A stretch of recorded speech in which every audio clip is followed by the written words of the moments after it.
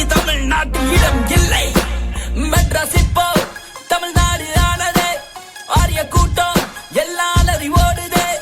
அண்ணா ஆட்சியில் தமிழ்நாடு வளர்ந்ததே.